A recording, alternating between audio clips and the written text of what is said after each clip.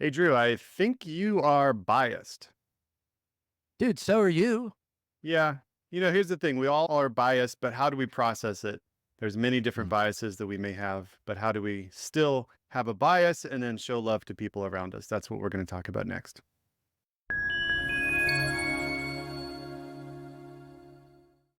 Well, welcome to the Eyes on Jesus podcast with Drew and Tim. We're here with you today, and we are excited to talk to you about today's topic, biases. Drew, how you Yeah. doing today? I'm doing great. It's a rainy day here in North Carolina. My kids are out of school for the summer, which is different. It's a different thing. It's a I'm different bored. morning, right? We're So going we're to hear a lot trying of to that. get into we're trying to get into the new flow, new rhythms, and this is constant. Once you have kids, you got to figure out new rhythms, new weekly rhythms, new daily rhythms. So we're in that process day one. So I'm trying to give myself a little bit of grace, give my family a little bit of grace today. And I'm thankful to have a little break and be here to talk with you about biases and how we can really just discover and acknowledge, like, hey, we all have them, but now, like, what do we do with that? And what do we do, with them and with that thought process? And how do we Yeah. extend grace to others? So I think it's a really great topic, especially in the world that we live in. But what about you? What's new with you? Oh man, I'm biased against technology. This morning I had an hour. I was trying to fight with my Wi-Fi, and this is brand new fiber Wi-Fi, supposedly working great. And then all of a sudden I Right. can't figure out how to process and reset it.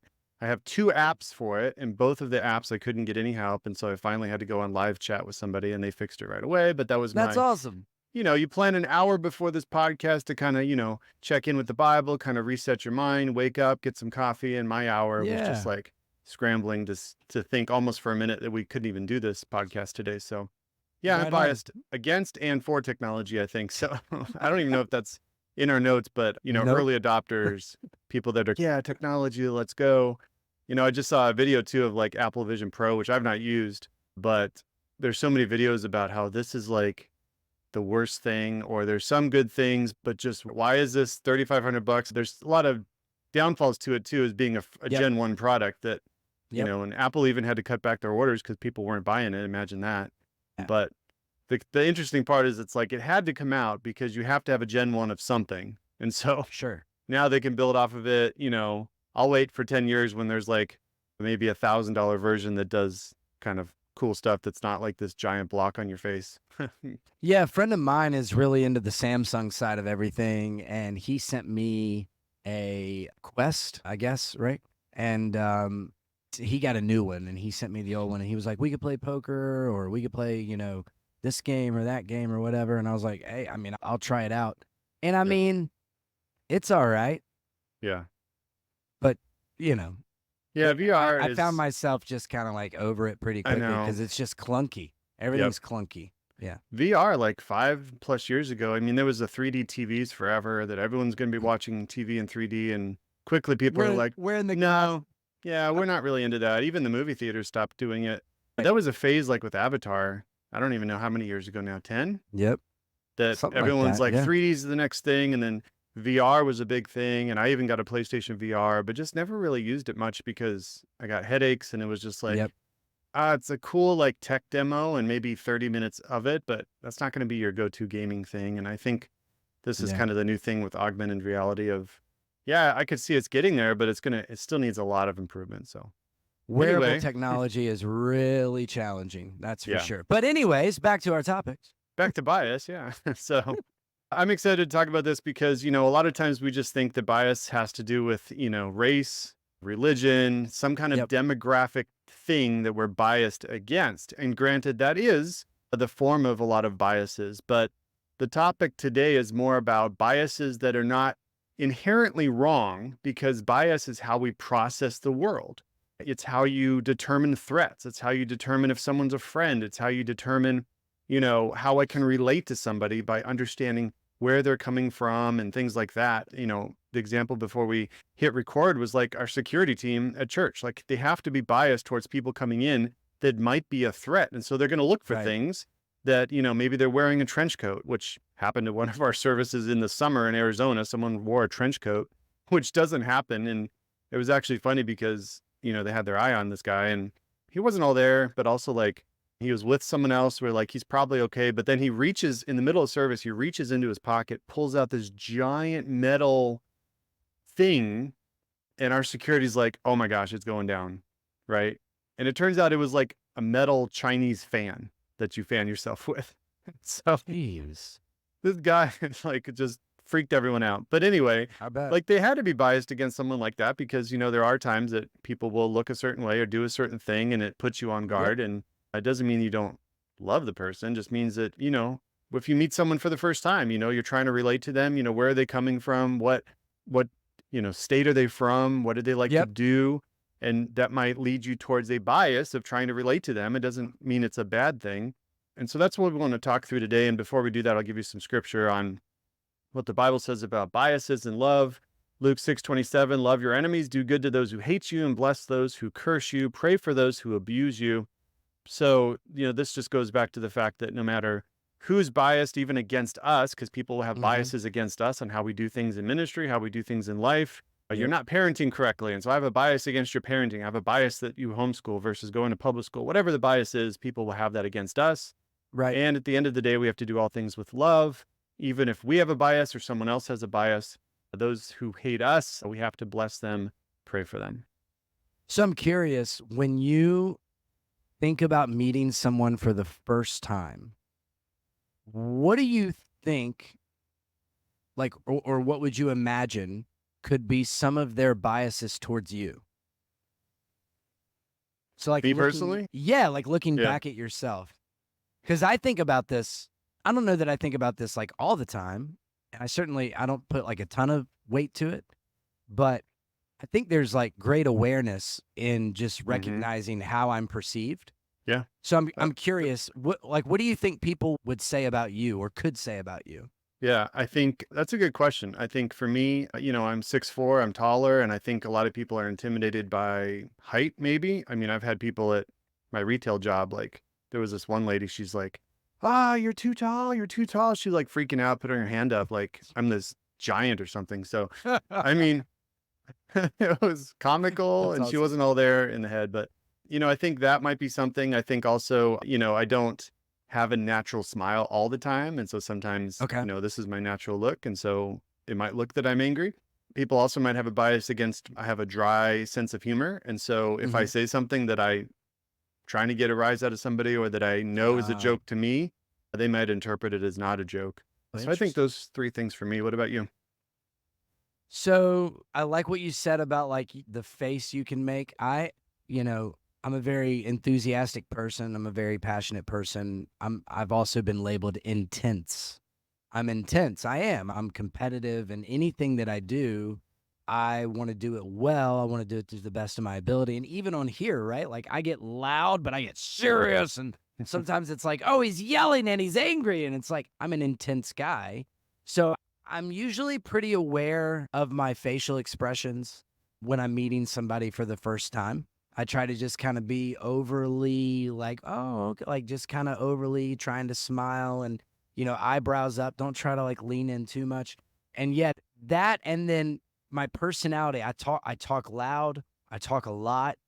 I can intimidate people, not certainly not because of size. I don't have the 6'4" thing going for me, but just I don't want to come across like arrogant, and I don't want to Yeah. come across like overly confident.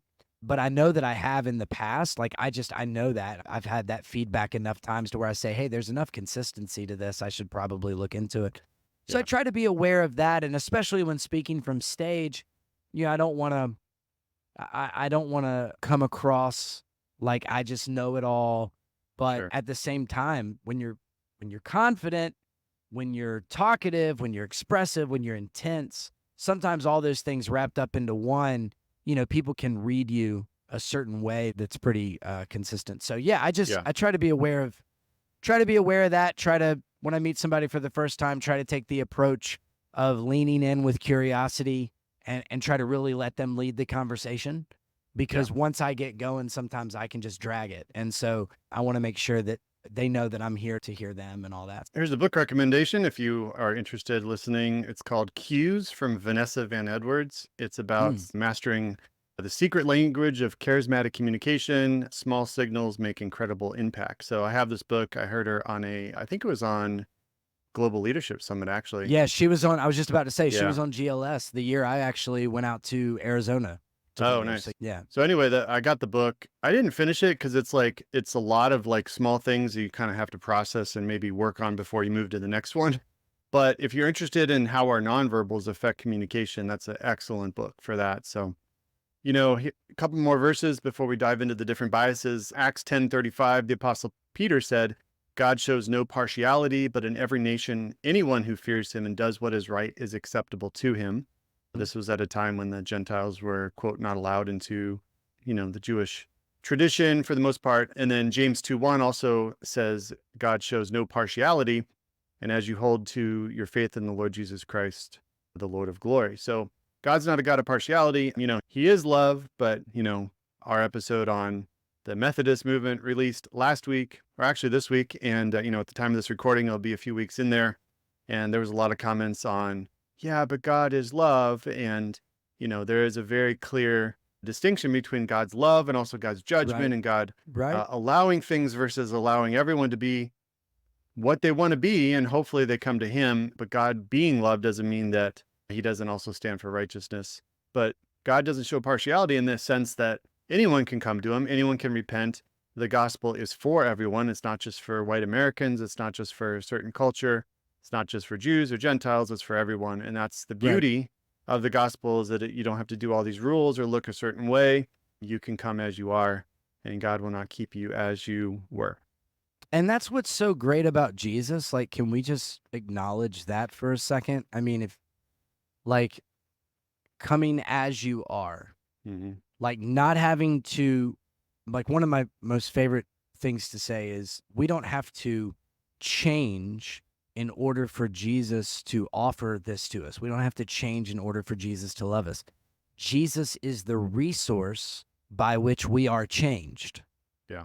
So we come into relationship with Jesus, and then it's through conviction, it's through that relationship that we change. And man, how wonderful that is, because all of us, me, you, and everyone listening and everyone watching, all of us, we're terrible. Like we have a past that we could just line up and say, yeah, we're awful people and we shouldn't be offered this grace and this mercy and this love and this eternal life.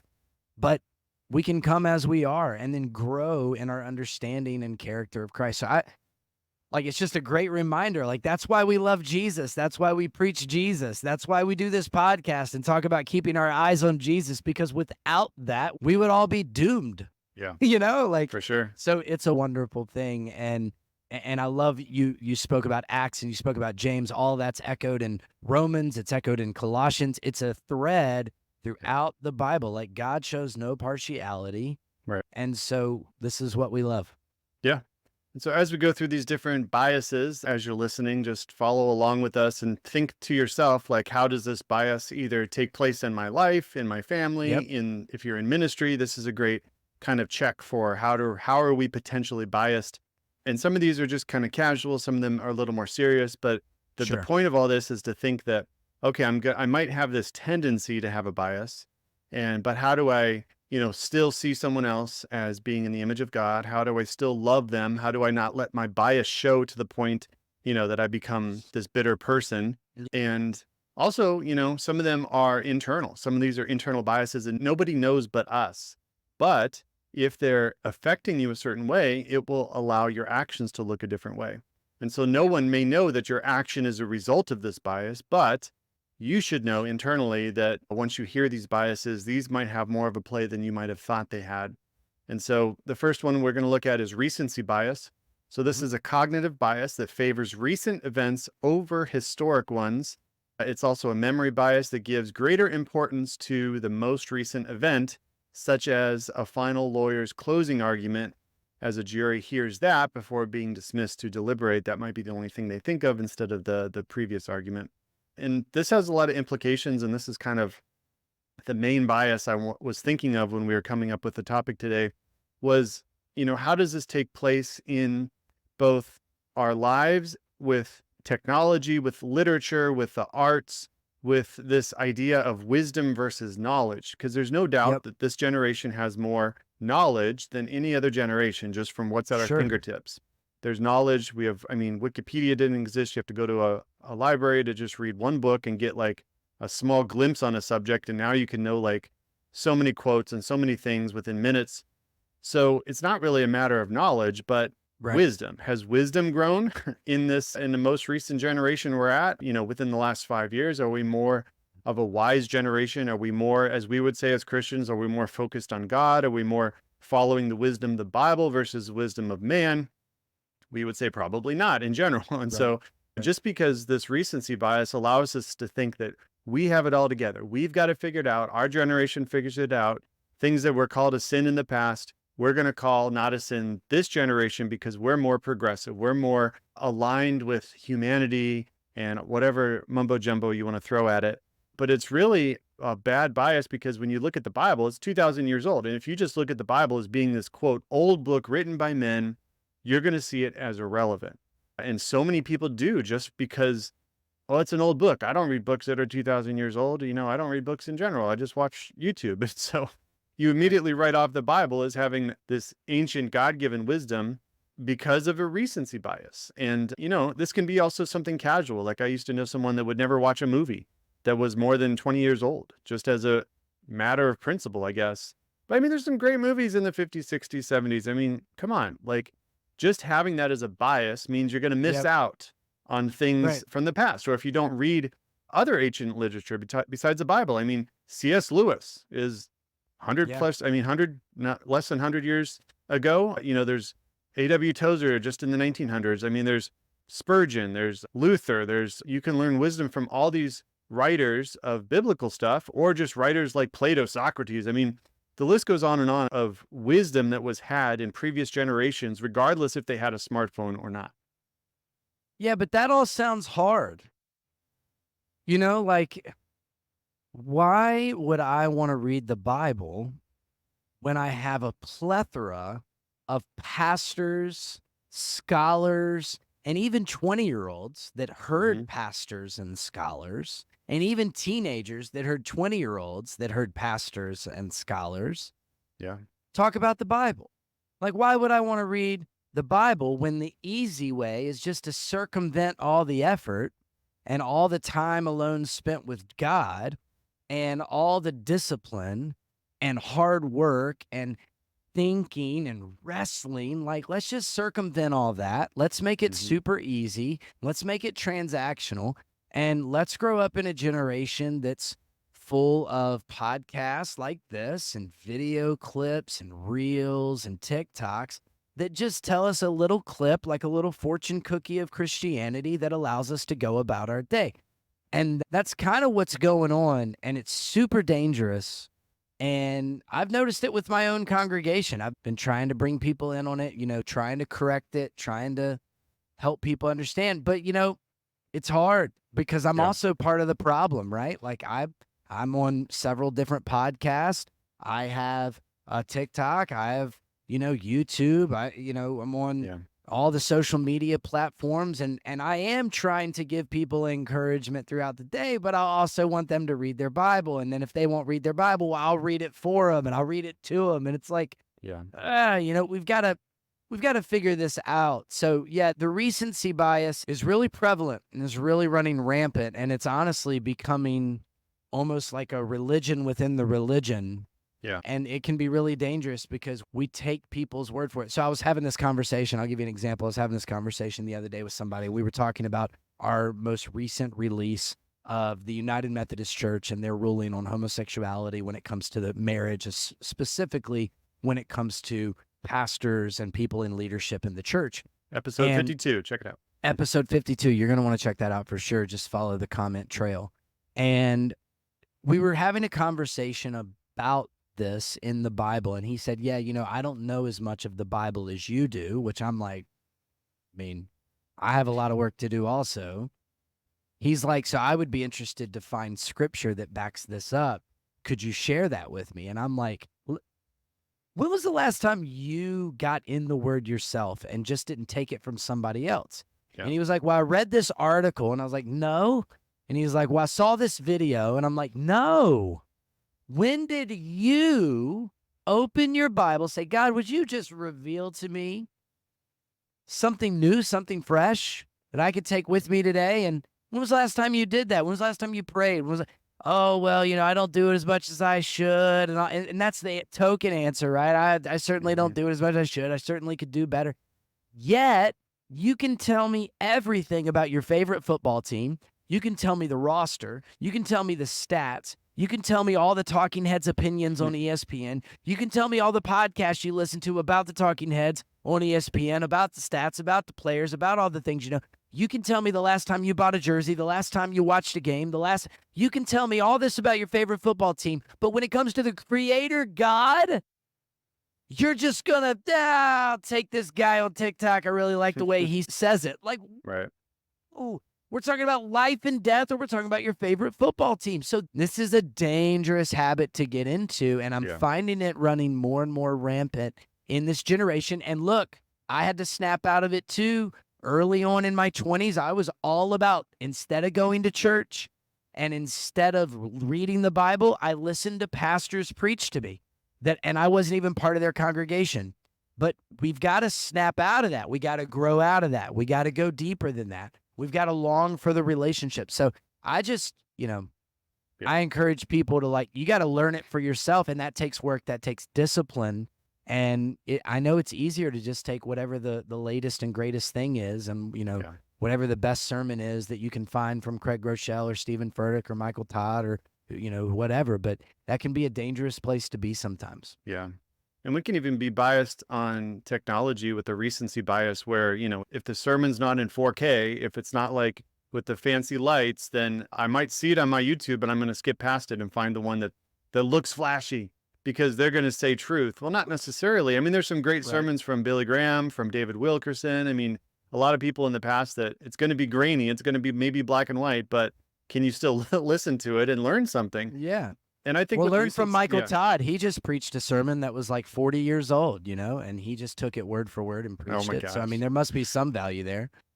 I didn't look into that, but I saw the headline. So anyway, I think with recency bias, what we can do and what I've done is we take away the humanity of previous generations and we also take away their emotions. And what I mean by that is when you look at previous generations and you see it as a historical event and you see like a war, for example, I just watched Mhm. a awesome documentary in World War II, and it really brought like some of the humanity elements at play because it showed video, which I still don't know how we have so much video of this war. It's crazy in the It is 40s. crazy. There's so much video, but this video showed like angles from like the German side of things or the Japanese side of things or England or France or US. And it humanized a lot of these people that were like, oh, they're just bad, they're evil.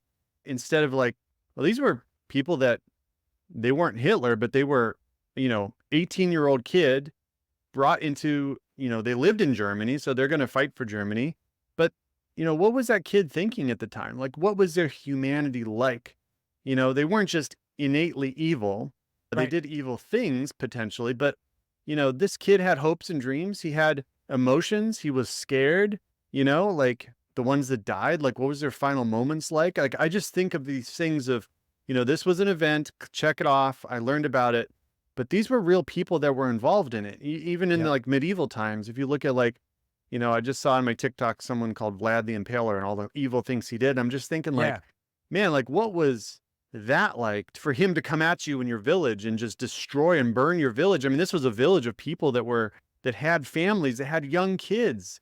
And for just these kids to be gone, and if you were a surviving parent, I mean, just putting your heart into these situations when we take away the humanity, when you read the Bible and, this person got martyred, Uriah, David killed Uriah. What was it like for Uriah to like his final moments of like, man, I'm not going to see my wife again. This stinks. Like, why Yeah. did I get put on the front line? Like, Right.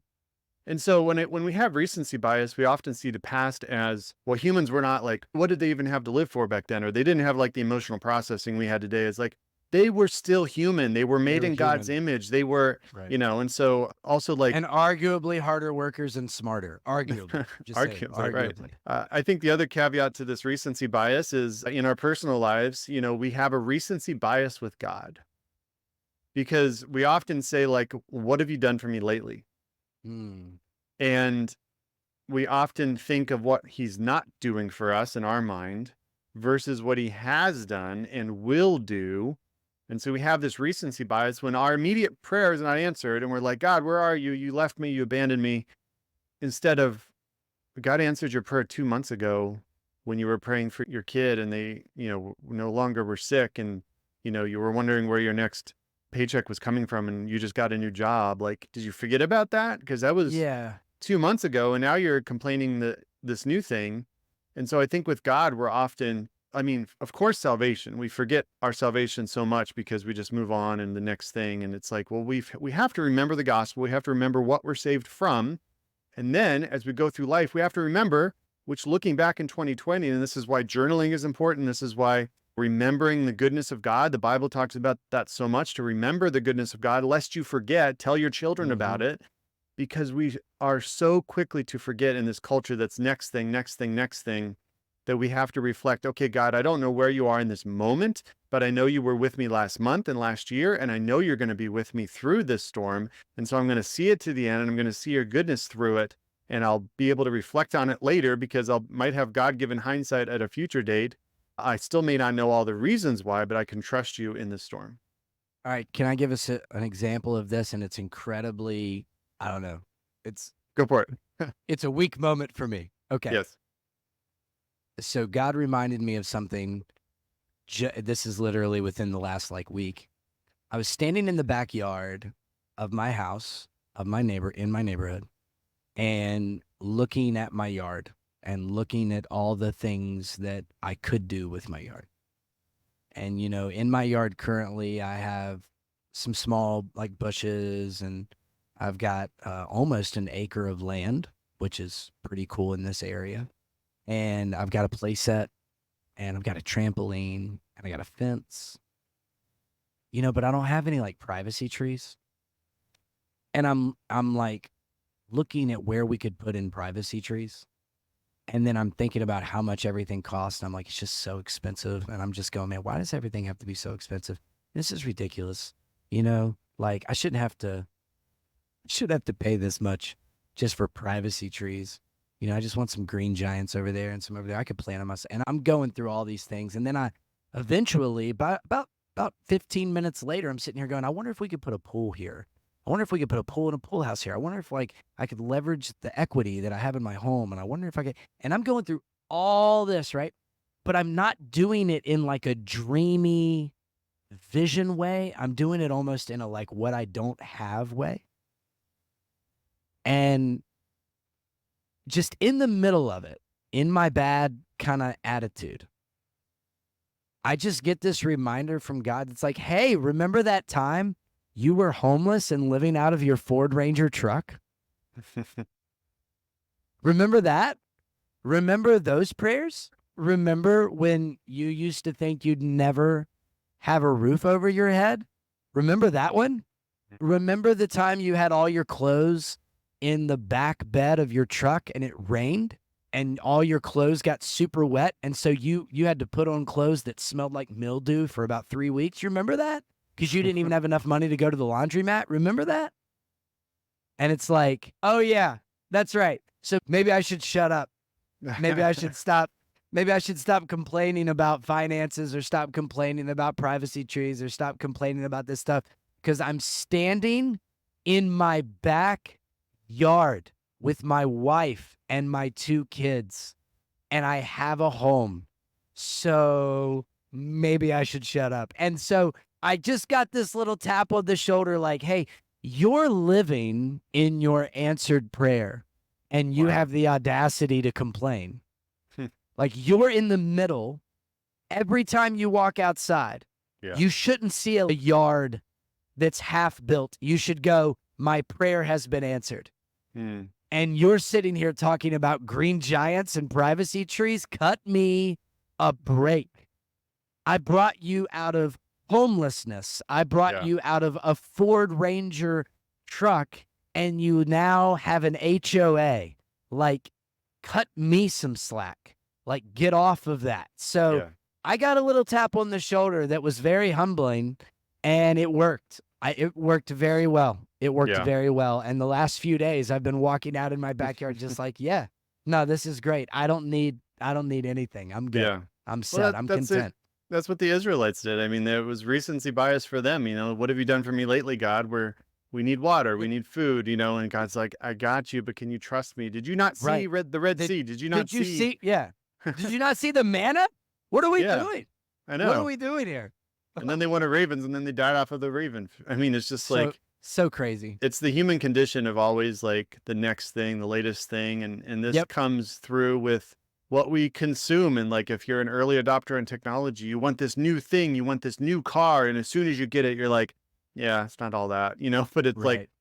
it's a matter of contentment in a way. It is. I think in a big way is when you just want the next big thing and you don't remember what you have, you're not thankful for your blessings. And I think that's why we put ourselves in a posture of thanking God in prayer, not just asking for things. We thank Him before our meals, not because we have to, but we put ourselves in a position of understanding where everything comes from. And I Yep. think the more that we ingrain that habit in our lives, the more thankful we can be so that when things come that we wish we had, or we, compare ourselves with the Joneses down the street, I mean, it can allow us to see like, yeah, you know what? I don't have Apple Vision Pro, but I'm so blessed to have the things I do have. And it's important for you to take inventory of how quick it shifts. Yeah. Like when you go buy a new car, the first time it's dirty, the first time it's got a scratch or a dent, the first time you have to put gas in it, the first time you thought it did something that it doesn't do, Hmm. which is usually within the first like 48 hours, you're over it. You're over it. Yeah. I remember when I got a new set of golf clubs and the first bad shot I hit, I was over it. Got to be the So golf I clubs. Yeah. got to be the golf clubs. So my wife was kind enough for, I don't remember, I think it was my birthday. She got me a new pair of golf clubs. It was unbelievable. And I was like, I can't wait to play with these. I went out and I played a decent round of golf, but I hit a few bad shots. And the first bad shot I hit, I was like, these clubs suck. And it's amazing that I can have a new pair of golf clubs or an old pair of golf clubs and still shoot the same, Yeah. mainly, and have a new pair of golf clubs or an old pair of golf clubs and still have the same attitude when I hit a bad shot. So it doesn't take long. And so it's good to take inventory of like, how quick do I get over things? Yeah. And then you go, I want that. And then you go, I'll get over it so quickly. And you just Right. start learning to be content with what you have. Yeah. That's good. I think recency bias also comes into play with our relationships. We want the newest, the latest, the greatest, and hopefully not when you're married, but definitely when you're dating. There's this Yep. honeymoon phase that goes away, and all of a sudden, the sparks aren't flying like they were. And so you want a new one. And unfortunately, that does happen in marriages because, after the honeymoon phase is over, you're like, well, I don't feel like what I felt before. And instead of pushing through those feelings and fighting through tension, you often go to quick fixes, which is stuff on the internet or things in person because you want those feelings again. And when we're driven by feelings, we tend to think of the most recent hit, if you will, of whatever we're trying to get, whether it's a new toy or a new video game or a new relationship. And I think, recency bias is dangerous in those contexts because, there is something to be said and biblical for marriages that last 50, 60 years. I mean, it's not that they never disliked each other. It's not that they never Right. fought. It's not that they weren't even not attracted to each other at some point. I mean, you go through phases of life when, you push through your feelings or your initial thoughts because there's a deeper commitment, there's a covenant Right. at play. And that's kind of lost in our world when we see things we're like, oh, I wish I had that or what have you. Yeah, I think we've talked about this before, but I mean, if you look at divorce rates, there's a reason that you're over 50% if you go to percentages that take out people that have been married more than once, so 2, 3, 4 times. Mm. Then divorce rates drop below 40%. And then if you go to Christian marriages, they drop below 30%. And then if you go to marriages that pray together daily, like it's almost nothing. Right. It's literally almost 0%. It's less than 2%. So it's perspective. It's being content. It's having that fight, within you. And I actually had a meeting with a couple that's getting married this past week, and I'm marrying them in late June. And we were just talking about marriage and what it's about and all this. And I'm like, you got to remember you're on the same team. And you got to remember you're not fighting with each other, you're fighting for one another. Right. And so if you were on a team, you'd be wearing the same jerseys. And you got to remember that. You always got to remember that. And we were just talking through all these different things when it comes to marriage. And I'm looking at these, 20-year-olds that have no idea really what's in front of them. Mm-hmm. And I'm just trying to, try to do everything I can to give them wisdom. Then again, I've only been married 11 years. And so I'm sharing wisdom that I've heard from others that certainly outlast me. So yeah, and that tells you how important it is to be creative in your marriage. And you need to, you don't want to get in a habit of like looking at other things. You want to fall in love with your wife. You want to fall in love with your spouse, like over and over and over again. Yeah. And there's a lot of different ways to do that, and we can save that for a marriage podcast episode. But yeah, we gotta. It's all about just focusing on what you have, doing good with what you have. Yeah. We have an episode on dating your spouse. Check that out. Yeah.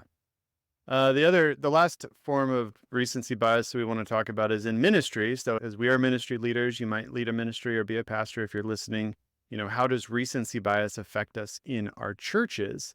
And I don't know, I would say for me, being over finances, it's often that, oh man, attendance wasn't what it was at today, or the offering wasn't what it was at today. This ship is going down. We need to figure something out. I can tend to go to the worst case scenario instead of remembering, like, God, you brought us through summer, you brought us through Christmas, you brought us through all these things. Like, we're still going strong. We're still like, we believe we have a vision and mission you've given us. It's not our vision, but hey, finances are important. And so that can be a sticking point. It can also be, with attendance, it can be something that, yeah, the sermon was great. We had 5 people come to the altar. We had, 5 people salvation and baptisms and all these things, but attendance was down 20%. It wasn't a great Sunday. Man, what are we doing? Like, tough. Can we look at the wins of what God's doing and not with just what we think he should have done? I mean, that's how it comes to play with ministry, I think. What about you? Well, let's talk about how we fix that.